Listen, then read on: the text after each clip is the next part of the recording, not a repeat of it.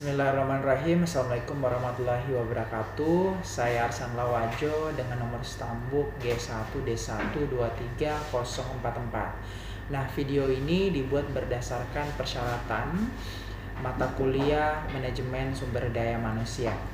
Nah, di video kali ini saya akan membahas satu materi tentang menyusun rencana pembayaran atau bayaran upah secara strategis. Setelah karyawan atau staf kita memperoleh pelatihan yang layak, tentu kita sebagai seorang manajer tidak boleh semena-mena dalam memberikan gaji. Tentu kita membutuhkan standar-standar gaji atau standar-standar apa atau nilai yang sudah seharusnya diperoleh untuk karyawan. Sebelum kita membahas lebih jauh, terlebih dahulu kita harus mengetahui kompensasi karyawan meliputi semua bentuk pembayaran yang diberikan kepada karyawan sebagai bentuk timbal balik dari pekerjaannya.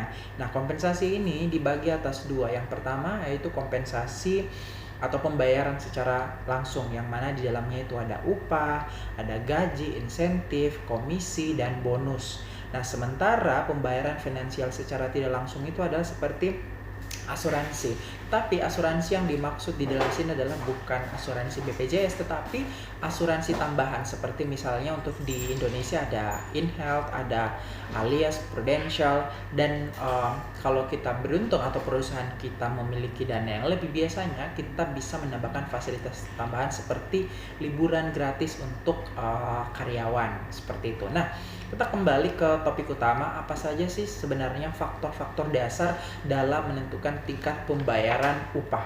Nah, poin yang pertama adalah memilih benchmark job.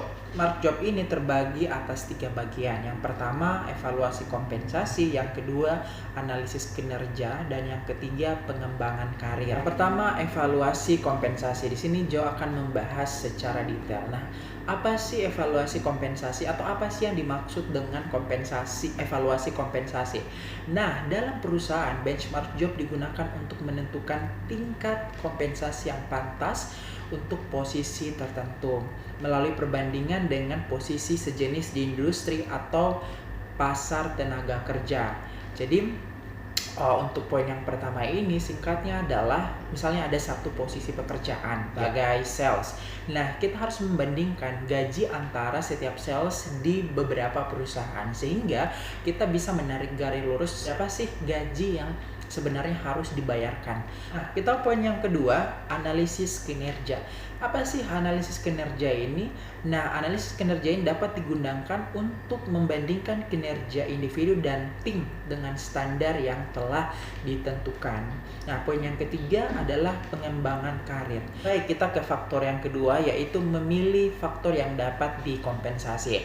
Nah, optionnya ada beberapa di sini. Yang pertama adalah keterampilan, yang kedua adalah usaha dari si karyawan tersebut, terus yang ketiga adalah tanggung jawab ya. Karena saya percaya setiap perusahaan berharap stafnya atau karyawan itu memiliki jiwa tanggung jawab ya. Terus yang ketiga adalah kondisi kerja, dan yang keempat atau yang kelima pertimbangan strategis dan praktis. Nah, saya tertarik untuk membahas poin pertama dan kedua ya, untuk mempersingkat saja. Yang pertama itu keterampilan. Saya percaya bahwa sebagai manajer kita tentu percaya bahwa setiap orang memiliki keterampilan yang berbeda-beda. Makanya kembali kita sebagai perusahaan, sebenarnya keterampilan seperti apa yang ingin kita miliki dari satu karyawan. Dan ketika memang sudah sesuai dengan our expectation tentang kemampuan karyawan tersebut, maka sudah sewajarnya kita memberikan kompensasi yang lebih. Begitu juga poin kedua, usaha. Setiap orang itu memiliki kemampuan atau tingkat keinginan berusaha yang berbeda-beda. Dan saya pikir kita sebagai manajer ya sudah seharusnya memberikan apresiasi kepada karyawan yang melakukan usaha lebih maksimal. Salah satunya dengan memberikan upah yang lebih tinggi dan memberikan jenjang karir yang lebih jelas. Karena ketika kita tidak bisa memfasilitasi karyawan tersebut, maka tidak menutup kemungkinan karyawan tersebut yang loyal, yang berusaha keras dan memiliki keterampilan yang sangat bagus untuk pindah di perusahaan lain. Oke, kita ke poin yang ketiga, yaitu memberikan bobot pada faktor yang dapat dikompensasi. Nah, setelah kita memilih faktor apa saja yang dapat dikompensasi, seperti yang saya sudah sampaikan di poin kedua tadi, salah satunya adalah keterampilan dan usaha. Nah, ini tugas kita sebagai manajer, kita menentukan mana yang lebih penting, apakah usahanya atau keterampilannya. Kedasaran dari saya adalah kita memberikan skor awalnya itu 100 kepada setiap karyawan. Nanti di situ kita pilah-pilah berdasarkan kebutuhan, berdasarkan hak-hak yang dianut oleh perusahaan tentang syarat-syarat untuk menerima kompensasi dari perusahaan. Seperti itu.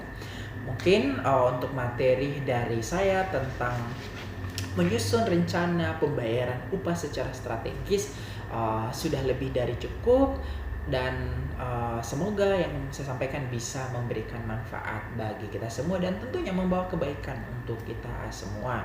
Saya akhiri, Assalamualaikum warahmatullahi wabarakatuh, dan sampai ketemu lagi di pembelajaran berikutnya.